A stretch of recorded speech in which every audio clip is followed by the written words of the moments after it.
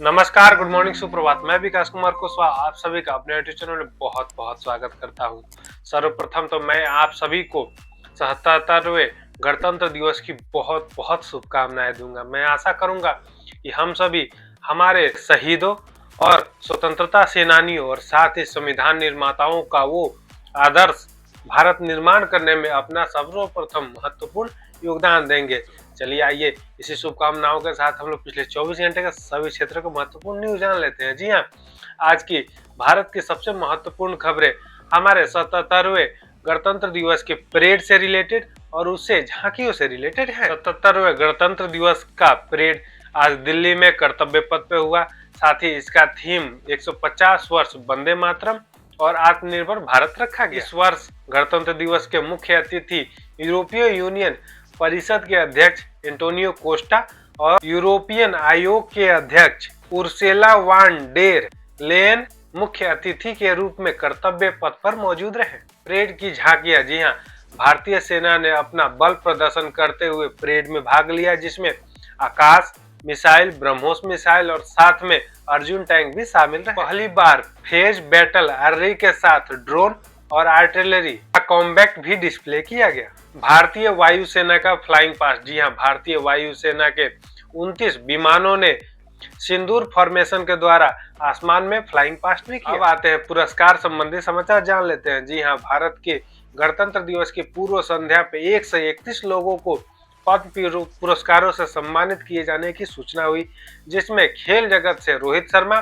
और हरमनप्रीत कौर को पद्मश्री से नवाजा जाएगा। शौर्य पुरस्कार, जी हां, भारतीय राष्ट्रपति द्रौपदी मुर्मू ने 70 सशस्त्र बल कर्मियों के लिए वीरता पुरस्कार की मंजूरी दे दी है और साथ ही ग्रुप कैप्टन शुभांशु शुक्ला को अंतरिक्ष में अपना साहसी कार्य करने के वजह से अशोक चक्र से सम्मानित किया गया। अब आते हैं खेल संबंधी समाचार जान लेते हैं। जी हां, भारत और न्यूजीलैंड के बीच तीसरे मैच में भारत ने अजय रहकर यह सीरीज को जीत लिया, जिसमें सबसे शानदार प्रदर्शन किया अभिषेक शर्मा ने मात्र 14 गेंदों में अर्धशतक जड़ दी। अब आते हैं अर्थव्यवस्था और व्यापार संबंधी समाचार जान लेते हैं। इंडिया और यूयू के बीच बड़े ट्रेड डील होने की संभावना है, जिसकी औपचारिक घोषणा 27 जनवरी को होगी।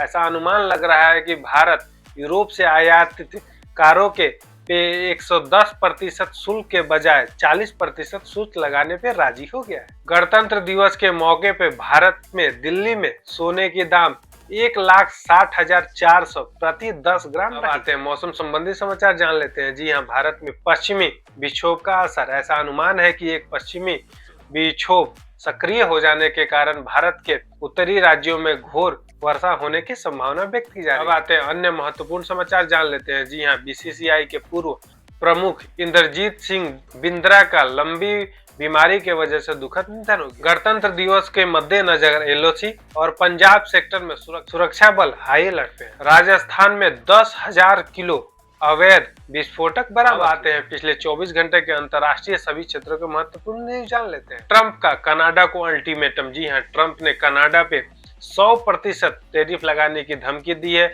यह टैरिफ कनाडा द्वारा चीन के साथ इलेक्ट्रॉनिक्स और कृषि संबंधी समझौते किए जाने के बाद किया गया। बॉर्डर पर तनाव, जी हाँ, अमेरिका में इमिग्रेशन रेड्स और ब्लू बनी हैट के 5 साल वाले बच्चे के गिरफ्तारी की तस्वीरें वैश्विक स्तर पे हड़कंप मचा रही हैं। अब आते हैं वैश्विक अर्थव्यवस्था संबंधी समाचार जान लेते हैं। जी हाँ, अंतर्राष्ट्रीय बाजार में सोने की कीमतें $5,000 प्रति औंस हो चुकी हैं।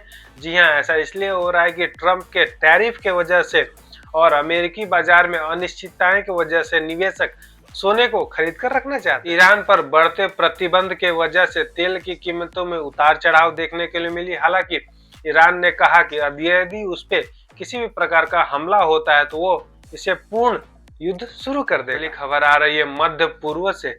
जी हाँ, अमेरिका ने ईरान के क्षेत्र यानी मध्य पूर्व में एक बहुत ही बड़ी सैनिक टुकड़ी को तैनात कर दिया। म्यांमार में चुनाव, जी हाँ, म्यांमार में चुनाव समाप्त हुए। हालांकि अंतर्राष्ट्रीय पर्यवेक्षक और विरोधियों ने इसे बस ढोंग बताया, क्योंकि इस चुनाव में महत्वपूर्ण बोलबाला सिर्फ सैनिक दलों का ही था। अगली खबर आ रही है पाकिस्तान से। जी हाँ, दुबई और यूएई ने पाकिस्तान के साथ अपने एयरपोर्ट समझौते को रद्द कर दिया है।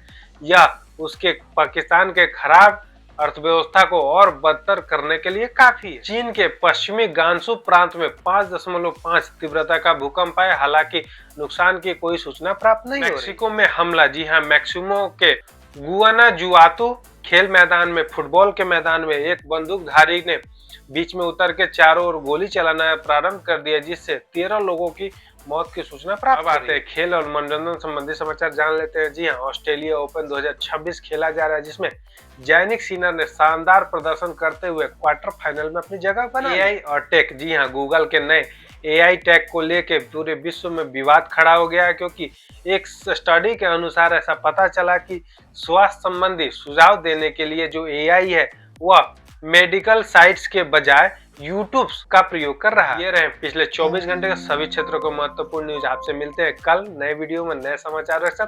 तब तक अपना ध्यान रखिए। नमस्कार, जय हिंद।